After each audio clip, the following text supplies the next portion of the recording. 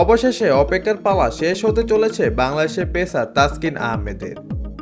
এবারে আইপিএলে নাম তুলেছেন তিনি। তবে তাকে নিয়ে ইতোমধ্যে কলকাতা নাইট রাইডার্স দলে নেবে বলে জানা গেছে। কদিন পরই সৌদি আরবের মাটিতে বসবে জনপ্রিয় ফ্র্যাঞ্চাইজি টুর্নামেন্টের ইন্ডিয়ান প্রিমিয়ার লিগের জমজমাট নিলাম। আগামী 24-25 নভেম্বর 2 দিনব্যাপী দ্বিতীয় বৃহত্তম শহর জেদ্দায় চলবে ক্রিকেটার কেনাবেচার এই মহাযজ্ঞ। এবারে নিলামে 13 বাংলাদেশি ক্রিকেটার নাম জমা দিয়েছে বলে জানা গেছে। যদিও তালিকা প্রকাশ না করায় কারা আগ্রহ প্রকাশ করেছেন বিস্তারিত জানা যায়নি। সম্ভাব্য নাম দেওয়া তালিকায় মুস্তাফিজুর রহমান, সাকিব আল হাসানদের সঙ্গে থাকতে পারেন তাসকিন আহমেদ। এর আগেও বেশ কয়েকবার আইপিএলের ড্রাফটে নাম দিয়েছিলেন এই টাইগার পেসার।